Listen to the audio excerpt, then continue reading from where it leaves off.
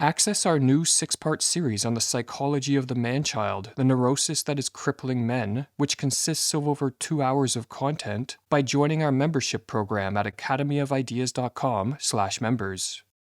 Many are born, few live. Men without personality are innumerable and vegetate molded by their environment, like melted wax.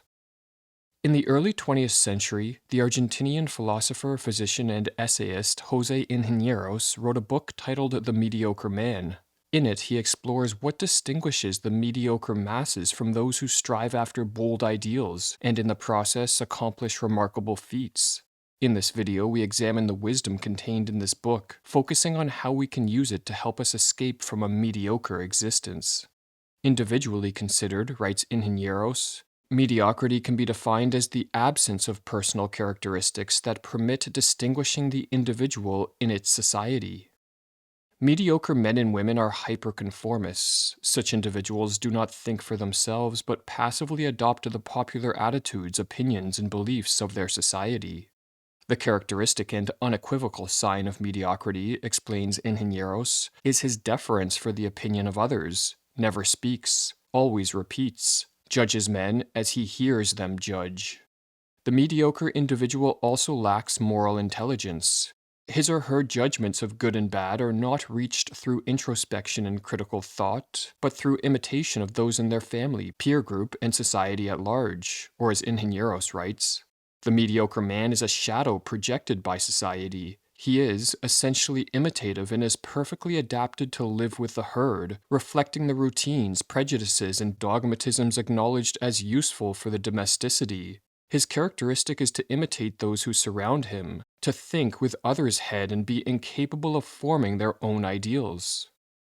But while most people, at most times, are mediocre conformists, in any given society there exists a relatively small number of people who reject the path of conformity and go their own way in life.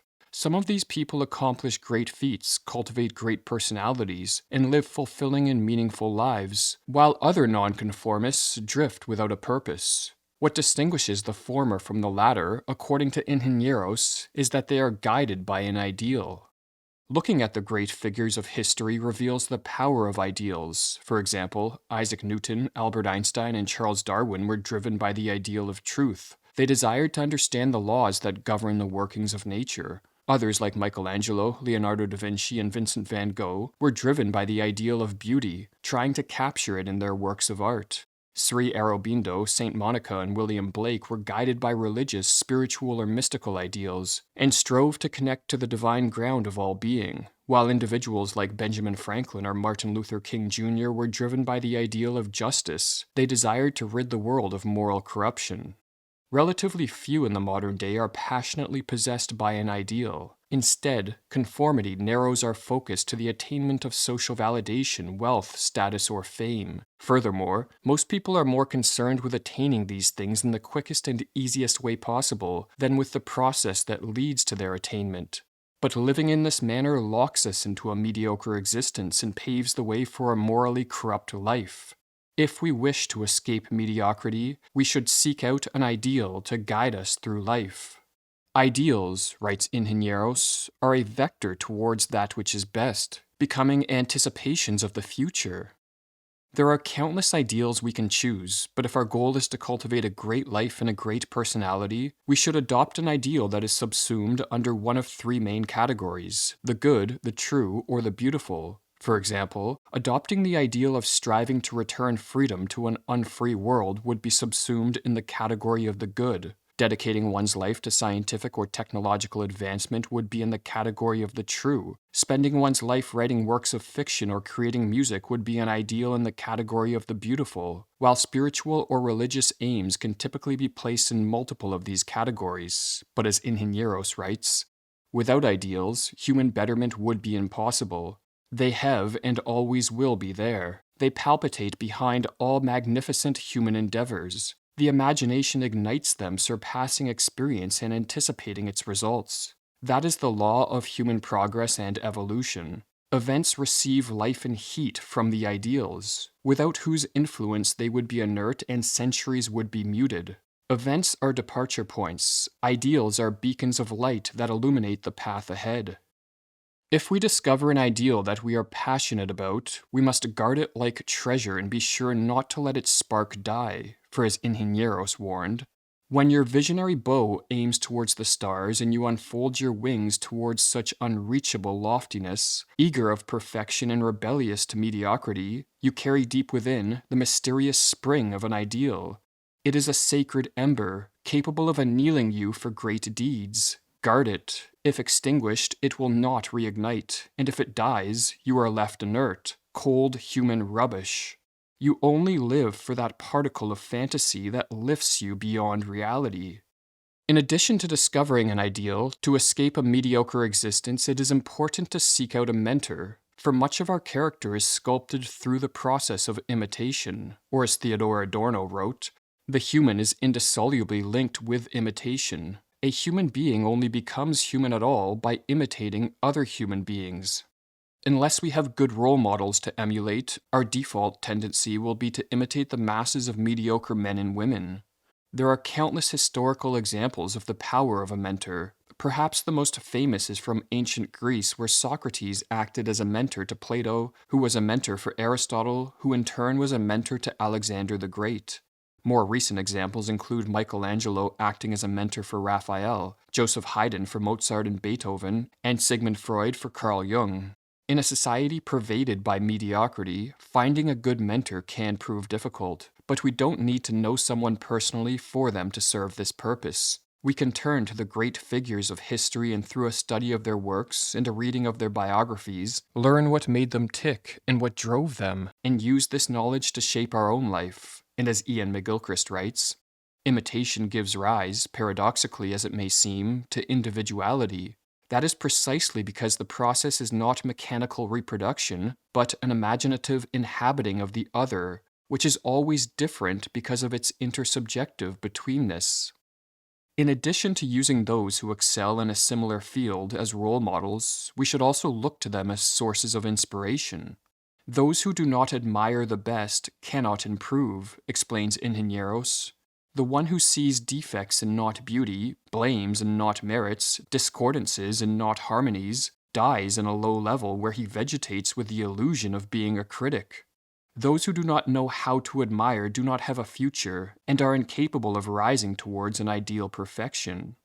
The greats of our generation, individuals in other words, who currently exceed us in accomplishments, can also help us realize our potential by sparking our competitive spirit. Michelangelo is a famous example of this process in action. In 1496, at the age of 21, Michelangelo went to Rome where he carved the Bacchus and Pieta, which are now looked upon as two of the greatest sculptures ever created. In 1501, he returned to his hometown of Florence, but to little fanfare. Few knew or cared of his recent accomplishments, and most of the admiration in the Florence art scene was directed toward his older rival, Leonardo da Vinci.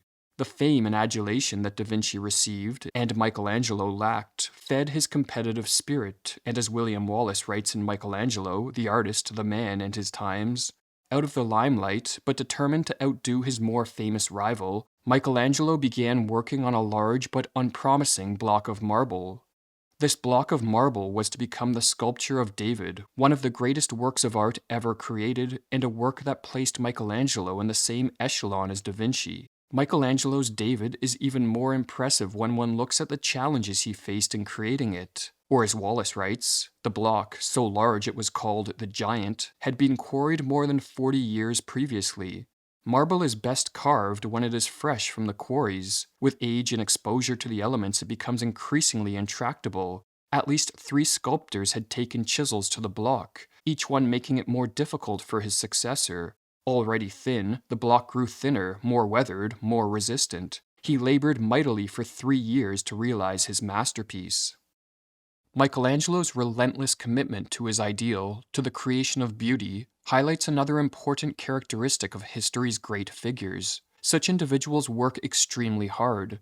They may be blessed with natural talents, but natural talents alone do not create a genius. Rather, focus, dedication, and discipline are necessary to see the full flowering of one's potential. Or as Ingenieros writes, The great geniuses know that the natural gifts are not transmuted into talent or ingenious without effort, which is the measure of their merit. They know that each step towards the glory has cost work and vigils, deep meditations and endless trials.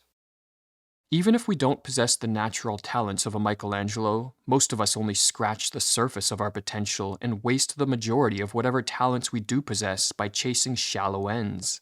Instead of spending hour after hour owning our skills and striving toward bold ideals, as the greats of history do, most of us work jobs we hate and spend the rest of our time distracting ourselves from the emptiness of our life. But over time, ignoring the call of our higher self manifests as anxiety and depression, and results in regret for a life not lived. To avoid this outcome, we don't need to scale the heights of glory reached by history's greatest figures. We just need to emulate their approach in order to discover the heights of our own true potential. "And who is it who calls me?" asked Nietzsche's Zarathustra. "But you know that," replied the soothsayer violently. "Why do you conceal yourself? It is the higher man that cries for you." We have built up a library of over 100 membership videos, many of which are based on the theme of escaping mediocrity and living a great life. How to cultivate the discipline of great suffering, how to cultivate hope, mental illness and the disappearance of heroism, and the psychology of rapid personality transformation are a few of the many videos available to Academy of Ideas members.